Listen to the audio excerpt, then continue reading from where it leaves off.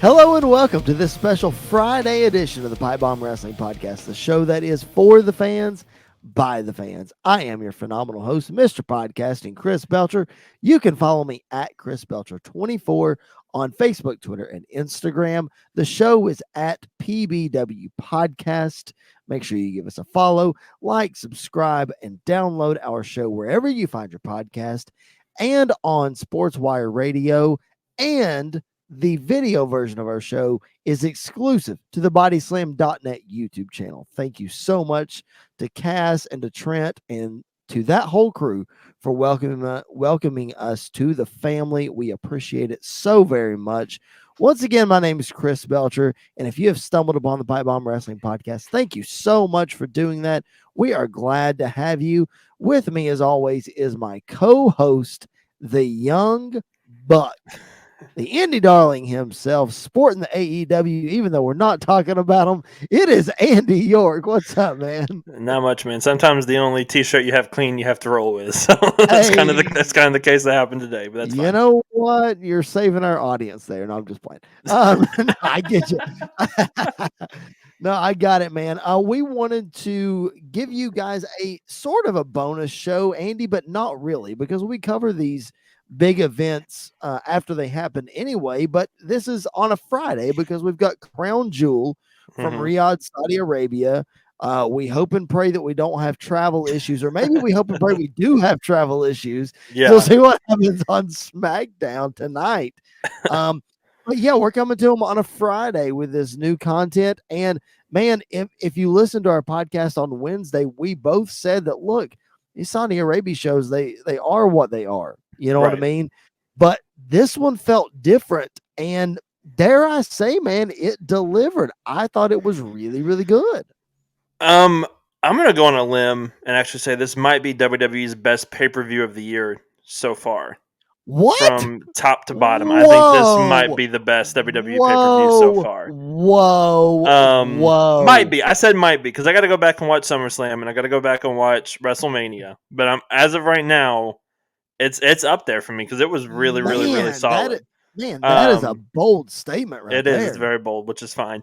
I'm used to being hated on, so it's whatever. Hey, send your hate tweets to at Andy_PBWP. There you go. If you are wanting to hate on that. But that I'm with you. It was and I honestly think it's because our expectations have been set so low because of these Saudi Arabia shows, and they really delivered on this show on we're recording this on Thursday night, so technically today, but yesterday if you're listening to this on Friday.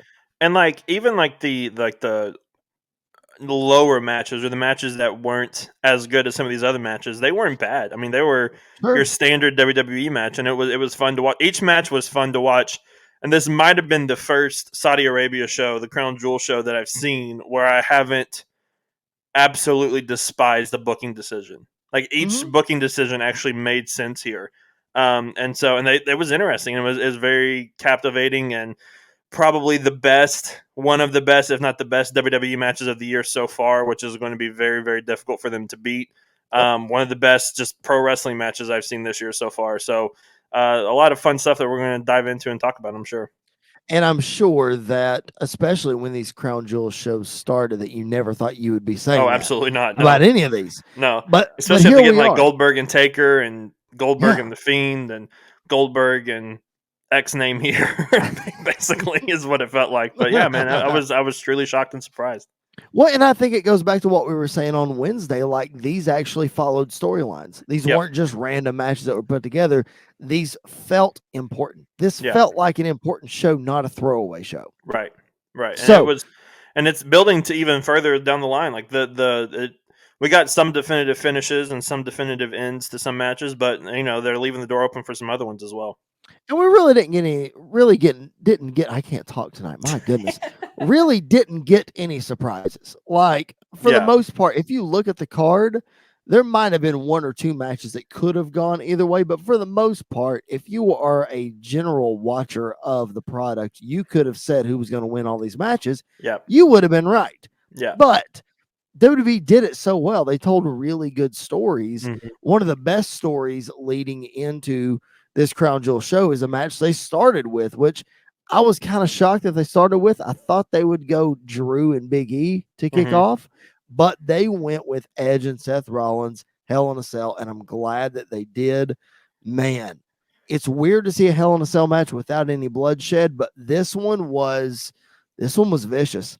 This was violent, man. It's the perfect PG era Hell in a Cell match I think I've You are seen. right. Yep, you're right. And it didn't need the blood for me. Because there are some matches, there are some feuds like one that I'm reminded of is the Undertaker Brock Lesnar one that happened a few years ago. That one kind of needed blood, I think, Yep. to go through. And I am a vicious guy. I am a sadistic guy in some ways. I love blood in pro wrestling. I think it definitely has its place. But this was one that didn't need it for me. And it was brutal. It had the best table spot I've ever seen in my entire life. The finish to this match, I never understood the concept. Like, I don't know what it is about a steel chain. It doesn't really do that much different than a lot of other stuff. But Right. just the idea of it around Seth's foot and then around Edge's foot and then all this other stuff that kind of happened, it added some flair to it, which I thought was very, very nice. And it was, I'm the young buck, obviously. I'm the young guy that hasn't seen a whole lot of stuff, but this is probably the best Hell in a Cell match I've seen. Really? Probably especially in the modern era. I think this is the best Hell in Okay. a Cell match. And I think Edge's first one with Undertaker was absolutely amazing. Mhm. Obviously, Undertaker, Mankind, some of those other ones are really, really really good as well. But I think this is the best modern Hell in a Cell match that I've seen to date. I could agree with that. Like past, definitely in the last 10 years, this is Yeah, probably the best one. yeah, The one that I'll put up against that off the top of my head, and again, send your hate tweets. May as well send them to at PBW Podcast and probably. tag us both in there because we're going to leave out some. Obviously, you just ran through a bunch of older ones. You can't leave out the very first one, Shawn Michaels and The Undertaker. Right. But over the last 10 or so years, I would say the only one that really comes close to this one is the New Day and Usos back Yeah, in 2000. What year was that? 2016, 16, 17, something like 17, that. something like that. I did also forget another one. Probably my favorite WrestleMania match. One of my favorite WrestleMania matches is Triple H and The Undertaker Yep. inside Hell in a Cell. I think that might be the best one. But this one is definitely top 2, top 3 of the last 10, 15 years.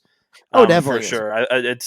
This is how a feud in WWE should be, and I understand not all of them are going to be like this because you have one of the greatest of a generation in Edge. You have one of the greatest of now's generation, Seth Rollins. Both Mhm. of them are at the top of their game in a weird way. It's weird to say the Edge is at the top of his game, but it really seems like he is right now. Yep. And it was a match made in heaven. They haven't had a bad segment or a bad part of the feud yet. And I'm really hoping because I saw this before.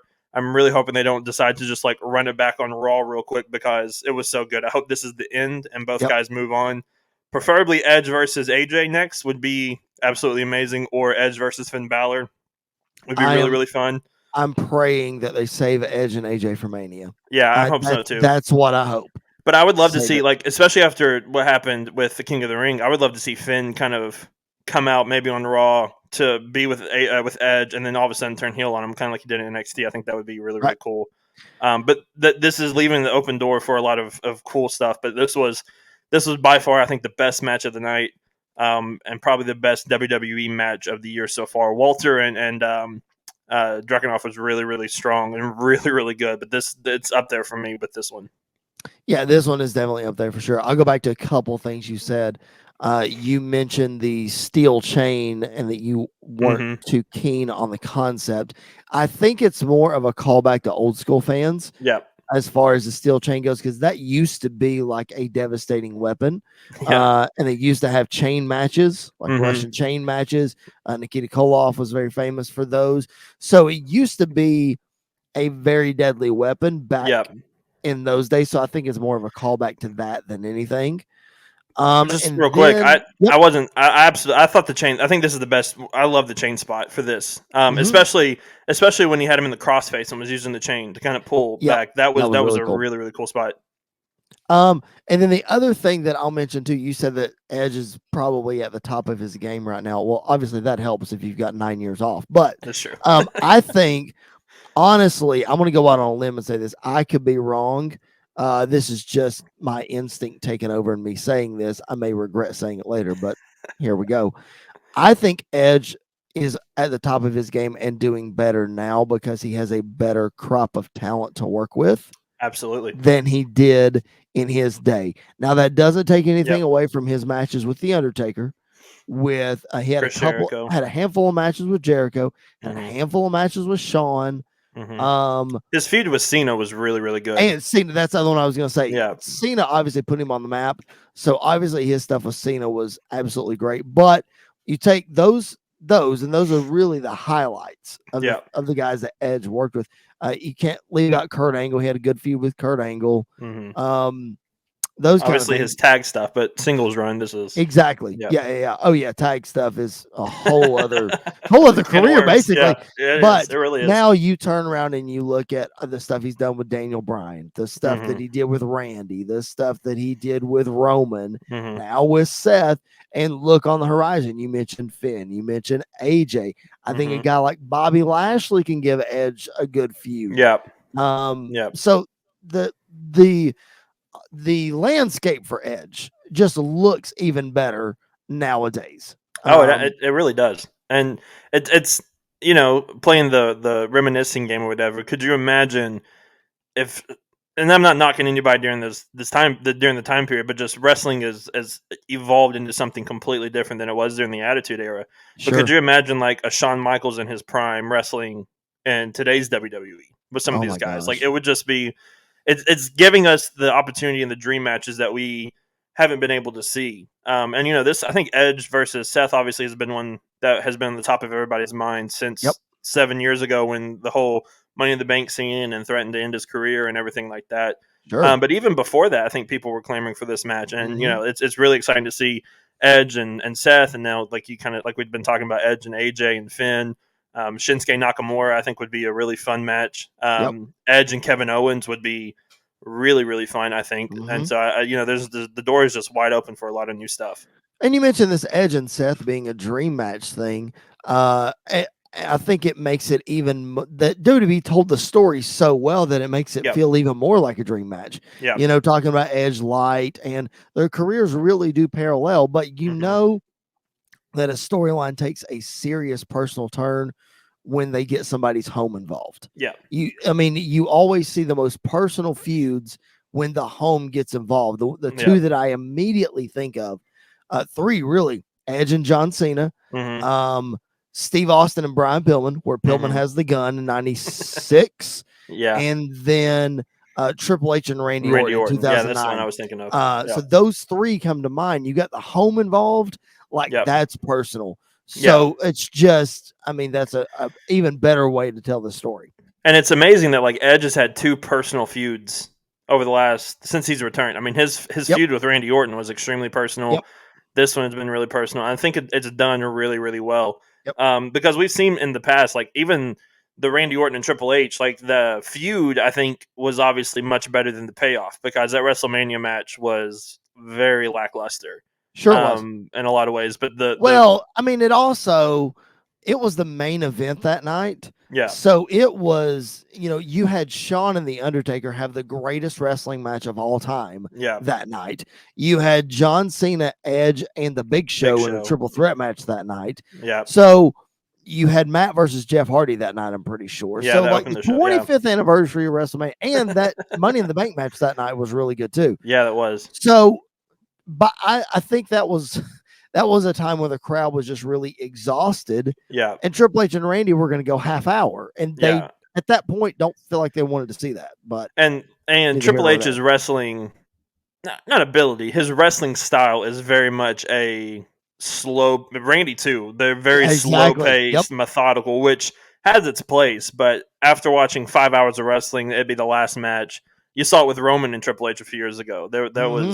That was not a good recipe. So, but yeah, I think it's just the Edge has done some really, really great stuff, and it seems like they're letting him kind of be more in charge, not more in charge, but be in charge of kind of the direction that his character is going in. Sure. And so it's really, really cool that they're letting him do that. Yep. Definitely, it was a fantastic match. It was a fantastic story. I'm like you. I hope this is the end of it. I'm anxious to see what's next for both guys. But what a way to kick off Crown Jewel. Then you run down a couple more matches. You have the traditional Saudi Arabia Mansoor match. Him and Really good. Mustafa Ali had a really good match. AJ and Omos fell short to RK Bro. Tremendous finish, of course, an RKO out of nowhere. A great thing there. Can we talk about real quick Matt Riddle riding in on a camel? I was hoping you were not going to bring it up. I loved it. I popped for it, man. And Randy's reaction to it was even better. So, like, Matt Riddle is he's an idiot in a lot of ways, and you know, a lot of the stuff that he mouths off is really stupid at times. But he is just he understands the comedy stuff sometimes, and it's just perfect. It's absolutely perfect, and it fits his character. So I loved it. You can't help but laugh at him. You really can't. And yes, Randy Orton's reaction was exactly my reaction. I saw that come up I was watching on my phone. Yeah. And I saw it come up. I said, you have got to be kidding me. Of course, Matt Riddle would ride a camel to the ring. It's perfect. Anyway, and then you have Zelina Vega defeating Doudrop to win the first ever Queen's Crown tournament. We called that. I'm glad that WWE went through with that, found a way to tell a nice story there. Aside from those things, anything kind of jump out to you out of any of those matches before we get to our next big one?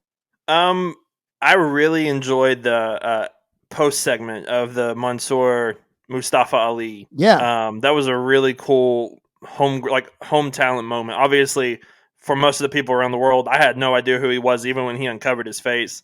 But kind of listen to the commentary of like he finished with silver at the Olympics because he knocked a dude out, which is illegal. So he's a pretty devastating dude, and it was a quick kick. It was really simple and easy, and I really really loved that segment. I thought Zelina Vega I thought she looked really great in her match too with Doudrop. And I'm actually excited to see what they're going to do with this character, with her kind of being the queen now and everything. So and it was pretty smart to have her go to Raw, be the queen, and still leave Charlotte on SmackDown, kind of separate both of them from kind of having the same thing. That makes a lot of sense too, for sure. The one thing that I will mention out of those three matches, did you notice that Michael Cole actually mentioned Ric Flair on commentary? I did. That shocked me. I heard that and I went, whoa, I wonder if he's going to get heat for that. Well, it was because he was like, Randy Orton, there's only three other guys that have the title more than him. And I was just expecting him to say, and two of them were Triple H and John Cena, and just kind of leave the third one out. And he name dropped them. Well, I thought that he wouldn't even go there. I thought he would just say, there's only three guys in the history of wrestling that have more championships than Randy Orton. Done. Yeah. I thought that was the end of it. He said Ric Flair, and I just went, okay. All right, cool. But he's getting yelled at in his ear right now. Yeah, probably. All right, man, let's move on to your favorite wrestler and mine. Goldberg picking up the W against Bobby Lashley. I texted you as soon as this match was over. Yeah. I really enjoyed this match, man. I thought it was everything that it needed to be and some. I think it was great. I really did. It's probably my favorite Goldberg match, other than since he's come back, probably since the Brock Lesnar match at Survivor Series, because that was just a shock, and that's a moment that everybody remembers. But this was really really fun. My only complaint or gripe would be that I would kind of wish Bobby got a little more offense in on him, because it definitely seemed like Goldberg was just kind of beating the crap out of him, which obviously he should have, how the feud was going. But I was kind of hoping Bobby would get a little more offense in, especially with that kendo stick, because we definitely had a lightsaber battle in Saudi Arabia with the kendo sticks. I popped for that segment, so that was really funny. Yeah. And I texted you this, like, kudos to Goldberg for the finish of this match, man, because that's a big bump that he took, and yes, it is. It looked really good. It's probably one of the best spears he's hit. So I was a big fan of that. It was a great way to finish the match. Now just kind of go your separate ways and see kind of what happens here. But I really, really enjoyed it as well. Yeah, and kudos to Bobby Lashley for making that jackhammer look as good as he did. He did. Because Goldberg got him up there, but man, Lashley was holding it. Oh my gosh.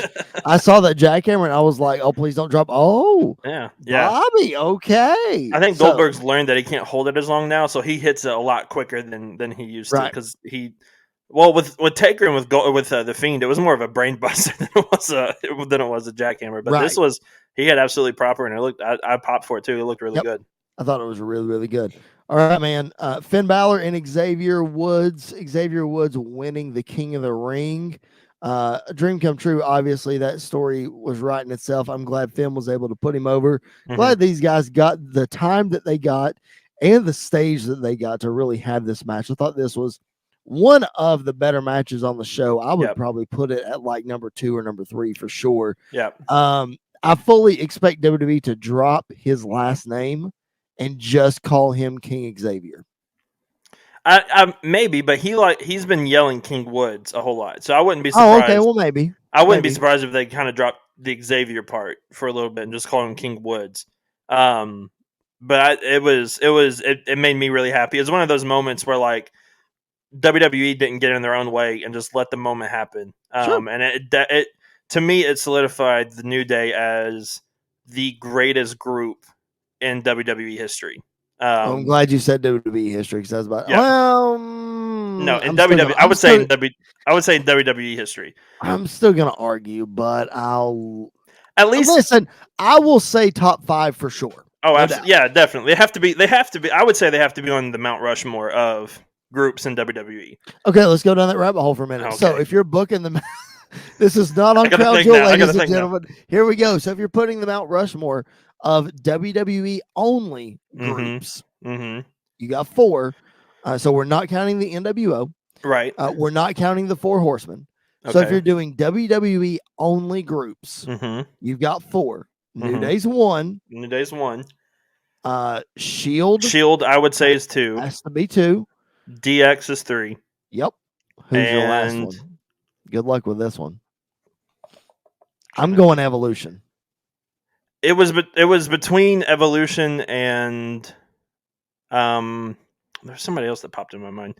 Yeah, I would say Evolution. I think Evolution is probably the 4th one. I think it would have to be Evolution. The other one that I teeter on, and you're the Young Bucks, so you might not know the weight of the significance of this, but the 1997 Heart Foundation. Yeah. Brett, Owen, Bulldog, Anvil, and Pillman. Yeah. They would be right there. Yeah. I was going to say for kind of what they set up in the future in creating a star, I thought Nation of Domination might be just because of they like pushed The Rock to new levels, but also like Mark Henry came out of there, Ron Simmons came out of there, so it was really, really cool. I think that's definitely one of them. But I think if you have to pick 4, it would be New Day, Shield, DX, and then Evolution. I think it has to be those 4. You realize how quickly we both left off the Undisputed Era? Yeah, and I think if they went to the main roster, I think it would be different. I just think since they just stayed in NXT, I think they're the greatest NXT group of all time. And I think there's nobody close. Yeah, nobody will ever get close. No, so I think they're definitely on the list, but I don't think they're on the Mount Rushmore of it. That's fun. Mount Rushmore episode coming soon, I'm sure. All right. I'm sure we'll have a lot of divisive opinions on that. Well, that's probably true.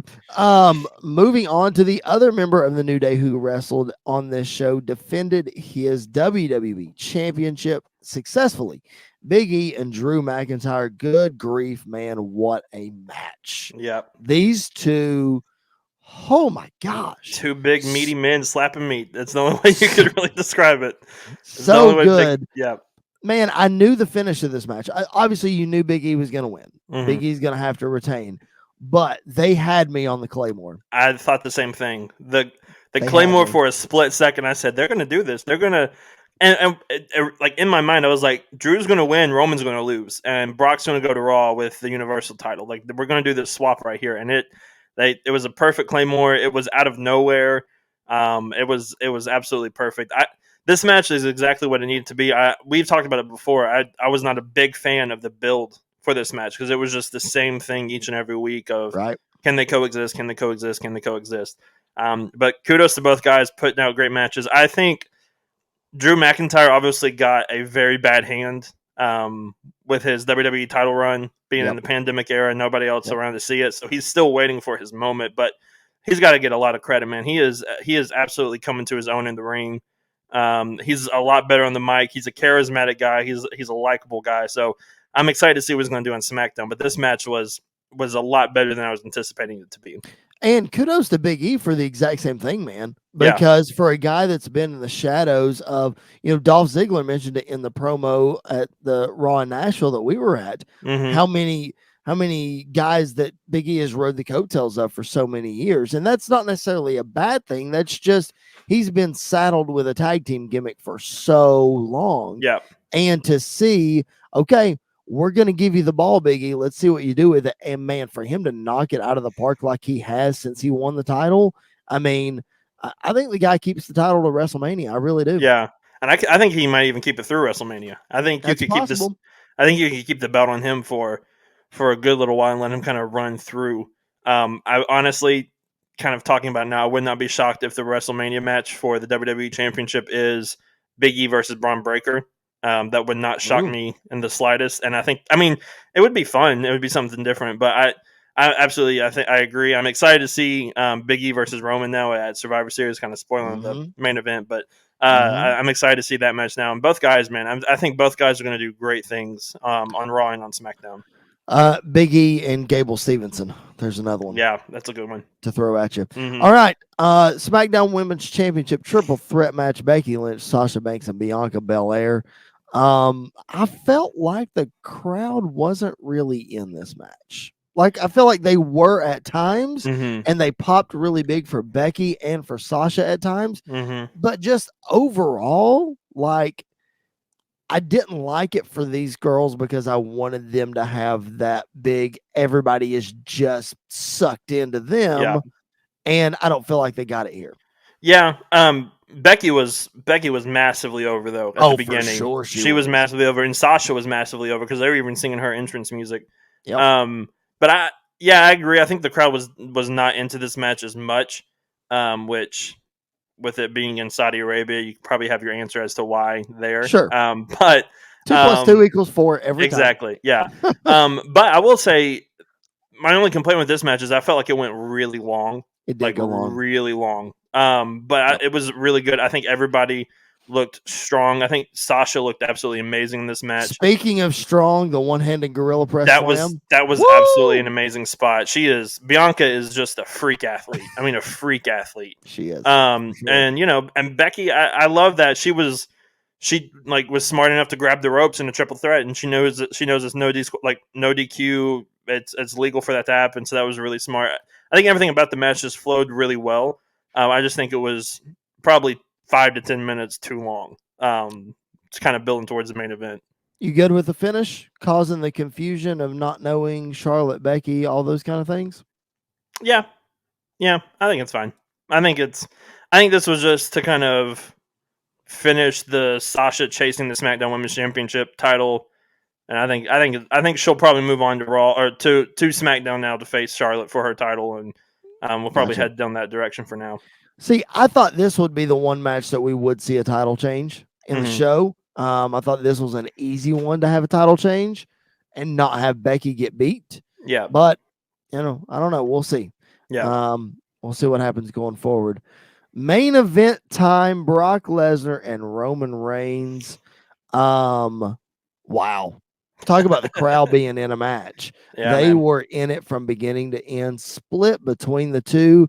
It just feels like, I don't know about you, man. Of course, the WrestleMania 31 match was really good. The best one that they've ever had. 34 was awful. The SummerSlam 2018 match was kind of what it was. It was more focused around Braun Strowman causing a distraction. Right. The Greatest Royal Rumble match was fine.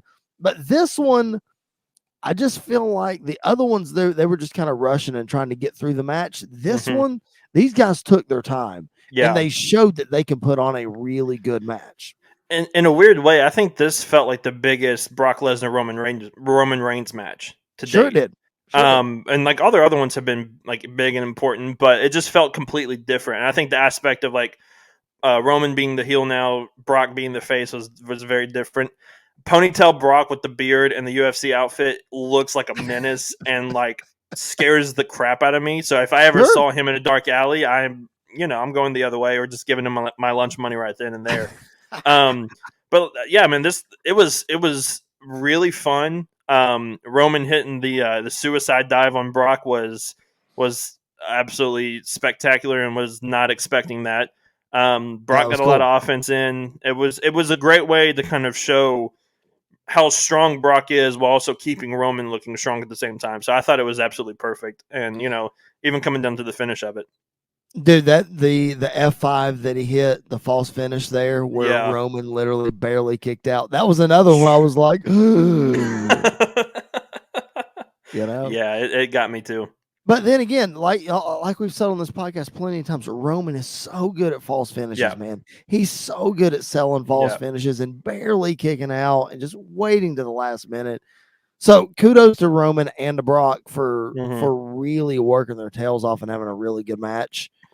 Yeah, man, it just wow. I was very impressed with this match. I really was. And it's definitely left the door open for something else down the line, a future match down the line, especially with was Paul Heyman trying to help Brock Lesnar, or was he trying to help Roman Reigns? And it was they handled it very, very well. And so I'm looking forward. I'm excited to see another Brock Lesnar versus Roman Reigns match, which if you would have asked me that about 2 or 3 years ago, I would have told you I'd never want to see this match again in my life. And, I'm excited to see it now. So they've definitely turned the tide for both of them. I think this match proves, like I just said, that they can have a really good match. So when you know they can have a good match, you want to see it again. Yeah. Versus leaving the stadium at WrestleMania 34, as I did with the most sour taste in my mouth that I've ever had at the end of a wrestling event, because the main event was just atrocious between these two. How many times did he kick out of that 5? Was it 6? Like 6 times? Something stupid like that. Yeah. I don't exactly remember, but yeah. But like, that just makes me even more mad that that's the match we got at 34 for, what we got here. Right. So, and I don't think it mattered face, heel, whatever. Yeah. It's just a matter of these guys can go, and at Crown Jewel, they proved it. Yeah. And it doesn't hurt that, like, Roman is at the top of his game right now. Sure. Like, Roman has come into his own. Yeah. And he is, like, the guy of the company now. And he is the guy that is pushing the company forward. And he is... he is probably the best Universal Champion of all time right now, which the list isn't that hard to beat. It's him and Brock. But yeah, it's basically him and Brock. So I'm really excited to see what they're going forward here. I wouldn't be surprised if we get the rematch at WrestleMania between these two. If not Mania, probably the Rumble. But I don't know what they would have planned for Roman at WrestleMania if it's not The Rock, then it's got to be Brock. I think it could be Seth. I know he's going to Raw, but I think it could be Roman and Seth. Yeah, I could see that. I really do. Because I think Roman and Brock could be Rumble, because it's going to be in a dome. So I think you want to put a big match on there. So I think it could be Seth. I don't know exactly how you get there. Would you have Seth win the Rumble? No, because he's already done it. Mm-hmm. I don't know how. Man, I don't know how you get there. I think they could just jump brands because they have it. They let people do it all the time, and like, oh, he's now on SmackDown off a trade. I think Roman. I don't know. I don't know. I think maybe you could have Seth lose a couple of matches or whatever, and go like psychotic and go crazy like he did with Rey Mysterio and all that. And then he could find himself like attacking the Bloodline or attacking Paul Heyman or some sort of force Roman into giving him a match or something like I don't know. Yeah. I don't know. But nonetheless, I think Brock are the two biggest possibilities for Mania. I think Seth's a dark horse. Beyond that, I'm not totally sure yet. But that being said, man, we didn't want to keep you people too long with this review show. But Andy, before we sign off here, anything else you want to add about Crown Jewel, man? Anything that you saw that you're glad the feud that was a great book into the feud? Now I'm glad to move on to something else, or something you want to see more of. What was some of your biggest takeaways from Crown Jewel? I hope this is the end of Edge and Seth Rollins. I kind of hope that this is the definitive finish of the feud. I think it has to be. I'm just going to let both guys go their own way. I think I would love to see Finn turn heel off of losing King of the Ring. I think that would be really like a fun and interesting way for him to go. I'm trying to think. Probably because I've heard reports that like AJ and Omos, the only reason why they're still together is because Omos is still too green to kind of go out on his own. Sure. But I would kind of like to see them maybe split up from this or stay together, but both of them kind of do their own singles competition thing or something. Yep. I think that would be really cool. But it's exciting to come off of this and see some finishes to feuds that have been really, really great, but also have like new openings and new horizons that could open new doors for some people in WWE. So it's really exciting to see what we're going to get from here. Could not have said it better myself. That is Andy York, the young buck. He is at Andy_PBWP. My name's Chris Belcher. I am the host of the PipeBomb Wrestling Podcast. You can follow me at Chris Belcher24. The show video version is exclusive to bodyslam.net's YouTube channel. Make sure you give them a follow.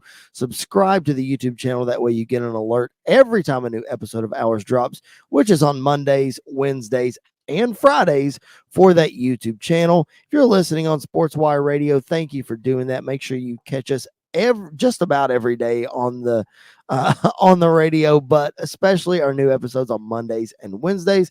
Make sure you give them a follow and show the support to all the other shows over there. I know they would appreciate it as well. Once again, he is Andy York. My name is Chris Belcher. Thank you so much for hanging out with us. We hope you enjoyed Crown Jewel as much as we did. We will catch you guys this coming Monday with a very special old school 101 edition of the PipeBomb Wrestling Podcast, celebrating all things WCW Halloween Havoc. You don't want to miss it. He's Andy York. I'm Chris Belcher. Thanks so much for joining us. We will catch you guys down the road.